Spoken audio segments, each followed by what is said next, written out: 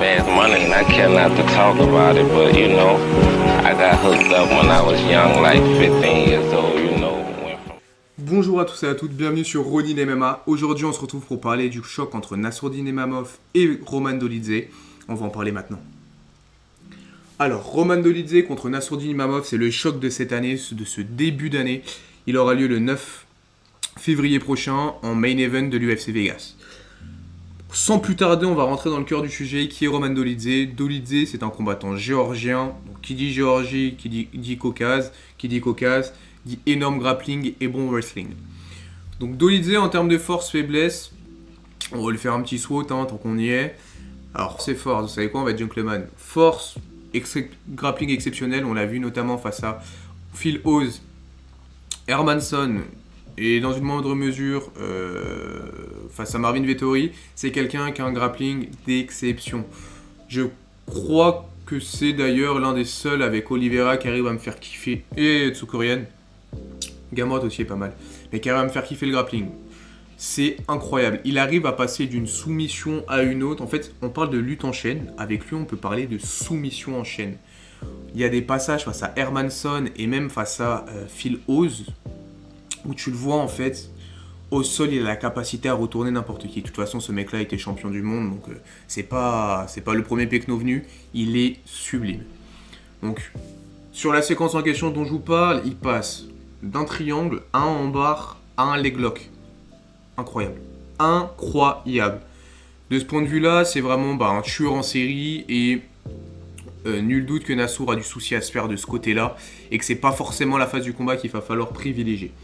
Autrement, c'est certainement le plus gros middleweight de la catégorie. On l'a vu face à côté de Marvin Vettori, clairement.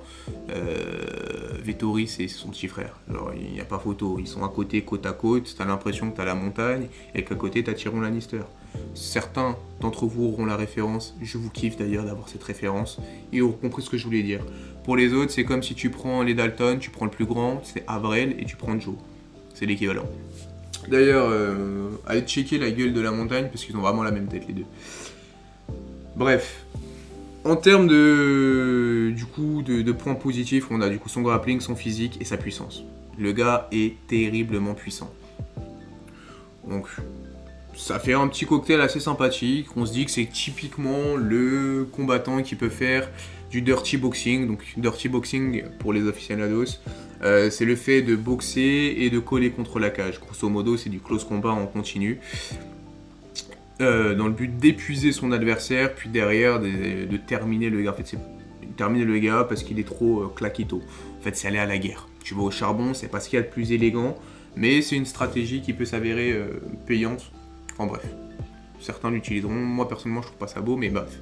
Il a du coup les compétences pour pouvoir utiliser ce genre de stratégie. Ce qu'il n'utilise pas forcément tout le temps, hein, mais vous m'aurez compris.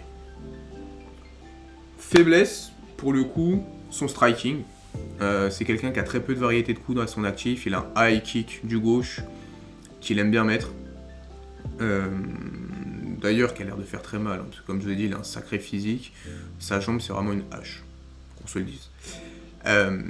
High kick du gauche, il aime bien mettre des crochets, donc avant, arrière. Il a un très très bon bras arrière. D'ailleurs, en striking, il s'est fait entraîner par nul autre que Daniel Waran, qui est le coach anciennement de Anderson Silva et Dan Anderson. Anderson d'ailleurs, avec lequel je trouve qu'il a certaines similitudes, que ce soit dans la puissance du coup ou dans le wrestling. Mais c'est également le coach actuellement de Benoît Saint-Denis, donc c'est pour ça qu'on le connaît. Donc, le gars, il a été entraîné par quelqu'un qui, aux yeux du grand monde public, est un coach renommé, réputé. C'est même un top coach. En matière de striking, mais ce n'est pas un striker. Mais il a quelques notions, donc sait-on jamais, il a peut-être un lapin blanc qui cache sous son chapeau. Mais de ce que j'ai pu voir de ces différents combats, c'est pas là où il y a le plus de danger. Tu te prends une cacahuète, par contre, tu dors. Ou en tout cas, tu passes un très mauvais moment. Mais c'est des coups qui sont assez téléphonés à ce que tu peux voir arriver. Et là-dessus, on va donc le mettre en faiblesse. Haute faiblesse, très peu de... Et pour le coup, c'est pas vraiment une faiblesse, c'est pas une faiblesse de manière générale. Mais là, contre un adversaire comme Nassourdine, c'en est une, il utilise très peu le leg kick. Et d'ailleurs, il en prend beaucoup. Donc on va en revenir plus tard. Maintenant, Nassourdine Imamov. Nassourdine Imamov, le sniper. Lui, pour le coup, c'est l'antithèse d'Olidze. C'est quelqu'un de très vif, très rapide, plutôt orienté sur le striking, qui a une bonne lutte, un bon sol, et qui n'a pas le physique le plus impressionnant de l'histoire de la catégorie des middleweight. Donc Nassourdine, c'est vraiment l'expert de je rentre, je sors, je contre ta remise. Donc je vais rentrer, je vais sortir, même des fois je vais rentrer juste pour te pousser à remiser, pour contrer justement cette remise-là. Excellent coup d'œil, excellente boxe, excellent jeu de jambes. Parlons de jambes, il commence à adopter et à s'approprier quelques kicks dans son arsenal, donc le push kick et l'oblique kick, qu'on l'a vu très bien utiliser face à Chris Curtis, qui lui a permis de gérer la distance dans le combat et d'être quasiment intouchable. Curtis, très honnêtement, il allait se faire éteindre. Qu'on se le dise, je vois pas comment il aurait pu gagner ce combat, et son choc de tête d'ailleurs, c'est une des plus grandes comédies hollywoodiennes. Très bon jeu d'acteur d'ailleurs. Vous l'aurez compris, hein, pour moi, ouais, c'était du fake. Hein. Quand il fait j'ai mal, let me 2 minutes please. Ta gueule. Alors, vraiment, avec tout le respect que je te dois, tout le respect, t'es un combattant, je t'aime, t'es très fort, etc. T'as fait du chichi. Là, on parle français, t'as fait du chichi, Chris, tu t'es dit merde, j'ai passé un sale quart d'heure si je continue à affronter Nassourdine, caca, culotte, commotion, t'as eu la flemme, je comprends. Mais en vrai, t'as fait du chichi, frérot. Viens, on parle français. Donc, Nassourdine, tout ça pour dire qu'il commence à développer des kicks pour gérer sa distance, donc il a un très bon jab, un très bon in and out, mais en plus maintenant dans la gestion de distance, ce bonhomme a décidé de rajouter un push kick et un oblique kick, ce qui fait qu'en fait la distance de ces kicks là permettent d'aller plus loin que le jab, forcément la jambe est plus longue que le bras, je vous apprends rien, donc ça rend sa gestion de distance encore meilleure, et le fait de rentrer face à lui, très compliqué, et quand t'es un mec comme Nassourdine qui aime rentrer, c'est un système de défense très efficace. En faiblesse, pour Nassourdine, moi j'en vois une bonne, c'est Nassour. D'ailleurs, si tu regardes cette vidéo, c'est pas contre toi, tu es mon combattant français préféré, avec Cédric Doumbé, parce que vas-y, t'es une dans la gueule. Je t'adore, mais Nassour, t'as tendance à t'emporter. La vérité vraie, on l'a vu, l'UFC Paris nous l'a montré. Des fois, il y a un mec, s'il te parle mal, ou si t'as un truc en tête qui vrille, tu vas aller au charbon plus qu'au combat. Combat charbon, combat tu réfléchis, ta stratégie, tu la mets en avant et t'es froid et t'appliques simplement ton game plan pour gagner. Charbon, c'est vas-y, je suis énervé, the bee, c'est grosso modo les batailles de boîte de nuit que tu peux voir. C'est la BSD style en vrai. Mais BSD, l'institut. C'est BSD. Donc, faiblesse de Nassourdine en tout cas, qu'on a pu constater. Donc, ce côté, dès qu'il se frustre, il a cette nervosité. Il a cette envie, il a son truc pour la violence, il aime Nassourdine. Autre faiblesse, certainement la physicalité. On a vu des combattants beaucoup plus physiques que lui, donc Phil Hawes par exemple, il gagnait en combat en faisant du catch control et en le contrôlant la cage. Donc catch control, contrôle à la cage, ceci est un pléonasme, mais vous m'aurez compris. Et du coup, en empêchant Nassourdine de s'exprimer, lui qui a besoin justement d'espace pour pouvoir être efficace et être pleinement lui-même. Ce combat était il y a un certain temps, donc Nassour entre-temps a évolué et est devenu une version encore meilleure de ce qu'il était. Je ne pense pas que le Phil Hawes de l'époque aurait battu le Nassourdine d'aujourd'hui. Et autre faiblesse, et si j'en dis que ça en soit une, Nassourdine n'a pas de KO power.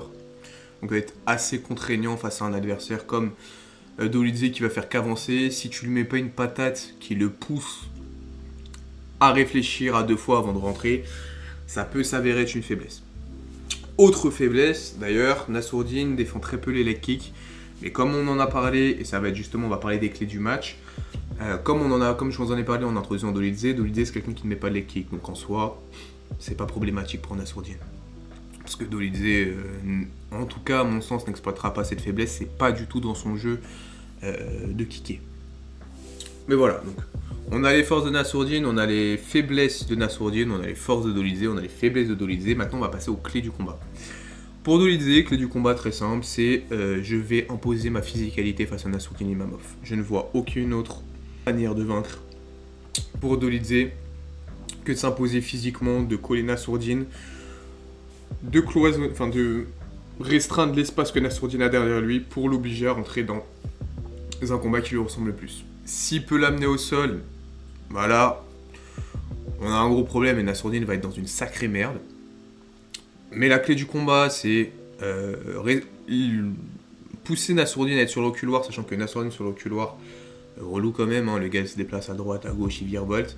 Mais pousser Nassourdine, le coller, imposer son physique, le fatiguer et essayer de le faire tomber au 2, 3, 4e round pour essayer s'imposer par soumission ou alors le connecter parce qu'il aura perdu en lucidité avec une sacrée patate. Pour Nassourdine, voilà, ça va être très con ce que je vais dire, mais ça va être de faire du Nassourdine. En soi, Nassourdine, c'est rentrer-sortir. Dolidze, c'est le client parfait pour faire du rentrer, du in and out. Rentrer, toucher sans être touché, balancer des combinaisons. Sachant que je ne l'ai pas évoqué tout à l'heure, mais Nassourdine, excellent genou, excellent coude. Sur du mi-distance, sur du travail de clinch, j'ai entendu une interview, je sais plus de qui c'était, je sais plus si c'était Nicolas Hott ou si c'était Thomas Louberzen qui disait que Nassourdine travaillait sur des clinches ou du travail en clinch. Nassour, il a un coude de l'espace incroyable. Donc pour Nassour, ça va justement de bien gérer cette pression que Dolidze va certainement appliquer pour pas se faire acculer par sa vitesse de déplacement et sa capacité à se mouvoir. Donc gérer la pression. Donc là il y a les push kicks et les oblique kicks dont on parlait tout à l'heure qui vont être vachement importants. Rentrer, sortir, et en fait debout, il n'y a vraiment pas de chemin de victoire pour moi pour Dolidze, hormis erreur. Et à ce niveau-là, Nassour, s'il part pas en cacahuète, ça passe. Franchement, ça passe. Donc rester debout. Nassour, on a vu qu'il aimait bien mixer, amener de la lutte. Est-ce que lutter face à Dolidze, c'est une bonne idée? J'en suis pas persuadé.